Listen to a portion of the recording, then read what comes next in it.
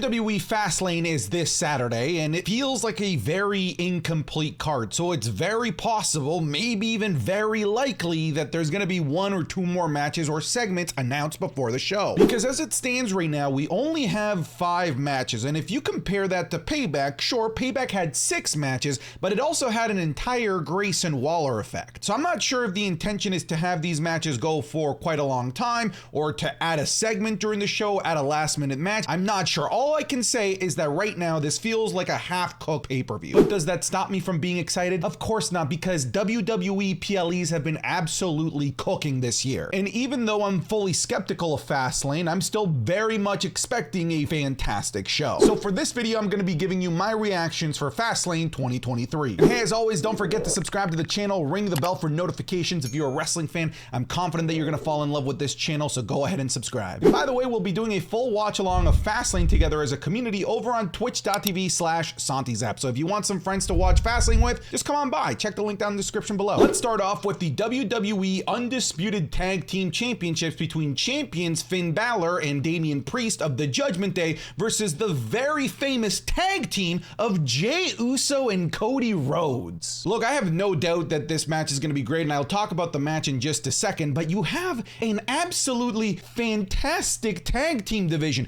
A tag team division that is fighting for nothing at the moment. A tag team division that has no consequences. They're just having matches for the sake of having tag team matches on the show because there's nothing that they can strive for, because the tag team titles have been held hostage by the main event scene for the past year, it seems. And this is the most egregious example of this. Okay, sure, Finn Balor and Damian Priest, your tag team champions, still a little bit weird, but okay, you know what? They're part of the same faction. But then why are we giving Cody Rhodes and Jey Uso a crack at those tag titles? They've never been a tag team. I don't even know if they've ever had a tag team match before. So yeah, that's a huge match, but someone explain the logic to me there. Like, the tag titles have been feeling like such a prop of the main event when they should be used to actually help develop and grow an actual tag team division. Okay, that's where I'll leave my rant about this, but I think it is a little bit ridiculous. And actually, not a little bit ridiculous, a lot ridiculous that Cody and Jey are getting this tag team title shot. That being said, even though it is ridiculous that this is for the tag titles, I have to admit that at the very least, this has had a fairly interesting build, with the Judgment Day wanting to try and recruit Jey Uso constantly turning them away, Cody Rhodes feeling like he's responsible for having Jey Uso on Raw, so a lot of people feeling like he's just there to clean up his own mess. The storyline I enjoy, I have to at the very least admit that. And I'm confident that this match is gonna be absolutely fantastic. Everyone in this match is a top tier performer. Now, in terms of who's gonna win this, you can really go either way on this one. I think the safe choice is the Judgment Day, and just to continue to have them be the tag champions. However, I think there's a really strong case for Jey and Cody here. And I think the strong case is to help build towards bringing Cody Rhodes over to SmackDown on a more regular basis, so that we can then continue to have Cody Rhodes building towards Roman Reigns. So you can make an argument for either one, but I think I'm gonna go with the safe choice. I'm gonna go with Finn Balor and Damian Priest as they continue to tell the story that Judgment Day is full of titles, with the exception of poor Dominic Mysterio, who continues to be the butt end of the joke. My one major prediction for this show is that somebody from the Bloodline, like a Jimmy Uso, is going to get involved and screw over Jey and Cody. Because don't forget that the Bloodline still owes the Judgment Day one. So that could be a way for them to repay the Judgment Day by helping the Judgment Day retain those tag titles. Because an Uso always pays his debts. Next up, we have the LWO versus Bobby Lashley and the Street Profits. The Street Business, the Hurt Profits, I don't know. We don't have a name for them yet. But buckle in, folks, because I think that there could be something big happening here. I'm gonna put on my tinfoil hat because I think we might have finally the debut of Carlito coming upon us. Because this is a 6-man tag match, and we know who the 6 men are going to be for the Hurt Profits. It's going to be Bobby Lashley, Dawkins, and Ford. But that leaves the question of who are going to be the 3 men for the LWO. It's for sure going to be Rey Mysterio and Santos Escobar, but I don't think it's going to be either one of the Singh brothers over there. Sorry, I don't know their names, so I'm just going to call them the Singh brothers. I think what's going to happen is that the night before Fastlane, the Hurt Profits are going to beat down the Singh brothers, leaving only 2 men available for the LWO. And just when you think it's going to be a 3-on-2, once the match is about to start, I think we're going to hear that Caribbean cool music, and it's going to be a 3-on-3. The LWO with Carlito is going to be facing facing the Street Profits and Bobby Lashley. And here we go, because the tinfoil conspiracies keep going, because you'd think if Carlito debuts that I would pick the LWO to win. Wrong. I am taking Bobby Lashley and the Street Profits because I think that if Carlito does debut, he attacks Rey Mysterio during the match to help turn Santos Escobar heel, help turn the LWO heel, and help Bobby Lashley and the Street Profits win. Because an LWO with Carlito cannot be babyface. I'm telling you, if Carlito is in the LWO, they have to be the cool bad guys. So that's what I'm calling here. I'm calling for the Street Profits, Hurt Business, whatever you want to call them. I'm saying that they're going to win, but I think Carlito helps them win. Next up, we have the WWE Women's Championship match between Io Sky, Charlotte Flair, and Asuka. And I was very nervous for this match because originally it looked like it was going to be Io Sky versus Charlotte. And if it was a one-on-one match, I would have bet my entire life savings that Charlotte was going to win this because Charlotte just wins singles matches. That's just how it is. Death, taxes, and Charlotte winning championships in a one-on-one match. That's just the laws of nature itself. But now that they added Asuka, I think that there is a strong likelihood that Io Sky is going to retain this by having Asuka be the one that takes the loss to Io Sky. Because heaven forbid that Charlotte takes a pin here, because I just don't think it's going to happen, folks. But I'm going to put a big red alarm on this one because I think that this could end up being match of the night. And if I want to add a little bit of extra flavor into here, because I really believe that they're setting up Charlotte versus Bianca Belair at some point at WrestleMania, I could see Bianca Belair getting involved and accidentally costing Charlotte Flair the match. So I'm calling it Io Sky is retaining her championship here, fellas. At least fingers crossed, because I just don't want this championship to end yet. I think there's so much more to be able to tell here. Next up, we have arguably the biggest match on the show and what some people are pegging to be the main event, that being John Cena and LA Knight versus Jimmy Uso and Solo Sikoa, the Bloodline. This match, in my opinion, has had an absolutely brilliant build-up, and it's felt like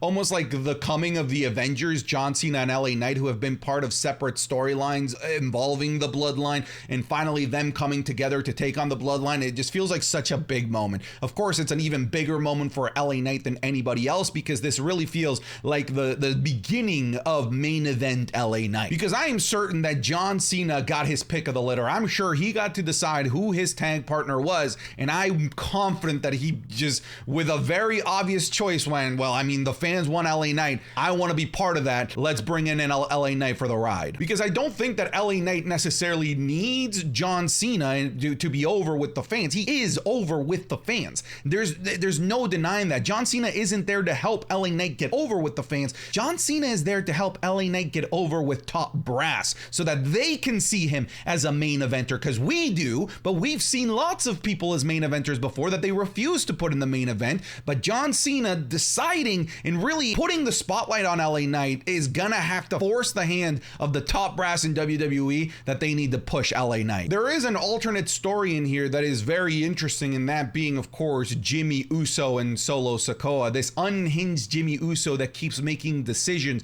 and making calls without Paul Heyman's guidance and without waiting for the tribal chief to give the go-ahead. I think that's definitely going to be playing a part in this match for sure. The other thing that I will highlight is that if this does end up main eventing, I am calling that Roman Reigns is going to make an appearance in some way, shape, or form here, because the World Heavyweight Championship match should definitely be main eventing. So if it doesn't main event, it means that this has to have some sort of major twist or some sort of major reveal to make a main event worthy. And I think LA Knight going face to face with Roman Reigns could be that moment. All in all, I cannot see John Cena and LA Knight taking the loss here. I think if you have to bet on any match and any result, it's that John Cena and LA Knight are going to walk away with the victory here. Book it. And we're at the final match, fellas, because there's only 5 matches to this PLE as of the making of this video. And next up is the World Heavyweight Championship match between Seth freaking Rollins and Shinsuke Nakamura in a last man standing match. And correct me if I'm wrong, but I think we might be a full year removed since the last man standing match. I think that was Roman Reigns versus Brock Lesnar SummerSlam 2022. And I do like the last man standing match gimmick for a feud like this that feels personal, feels like there's a lot at stake. So I think it was a brilliant decision to have this be a last man standing match.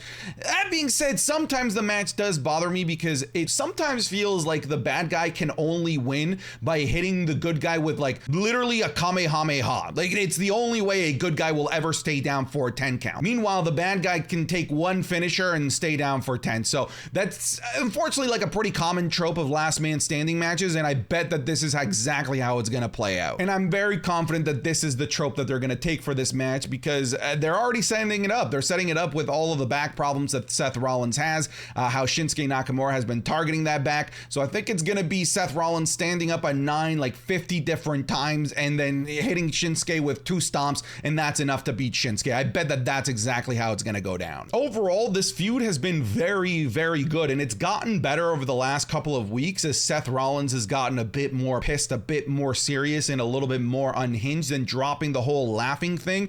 So overall, I'm very excited for this match, but I have to say, Nakamura needs to deliver. Like every single time, and I've talked about this before, that he has a major match in a PLE, it's an underwhelming match, and I think that that trope needs to end here. I think that Nakamura finally needs to put on the best match on the main roster that he's ever had, and he doesn't have a better opponent that he could do it with, and he doesn't have a better stipulation than this one. He has to deliver in this match. I will be happy even if Nakamura loses, if he just comes out looking like $1 million, like this vicious monster that left Seth Rollins in just a mess, a mangled mess in the ring. That's what I don't want Seth Rollins to walk away from this match. If he does win, if Seth does win, I don't want Seth Rollins being able to walk away. That's the story that I want them to tell here. So I'm taking Seth freaking Rollins to retain over Shinsuke Nakamura, but I don't think that Seth Rollins walks out of there as the champion, because there's only 5 matches. There's gotta be something else. There's gotta be a hook. And I think the hook is that we have a new world heavyweight champion in Damian Priest, finally cashing in that Money in the Bank briefcase. And there's no better opportunity. It's a last man standing match. Seth Rollins is gonna be a mess if he does win. Nakamura is gonna be a mess if he wins. I think if there is a cash in, I think it's gonna be on Seth Rollins, but I think this is the perfect opportunity. I think we add another match here, and that match is Damian Priest cashing in on Seth Rollins to finish the show, because they need to come up with something, because I don't see 5 matches being able to fill out nearly 3 hours, while 3 of them being tag matches. Anyways, I'm concerned for this PLE, but I'm also like optimistic about this, so I'm hoping that it ends up absolutely blowing away my expectations, because my expectations are low, but I'm still expecting a good show, if that makes any sense. I don't know, that probably doesn't make any sense. Anyways, I'm done. Again, twitch.tv/SantiZap if you want to watch with a group of friends that also love wrestling. Twitch.tv/SantiZap. I'll see you there. Have fun. Cheers. Take care and get out of here.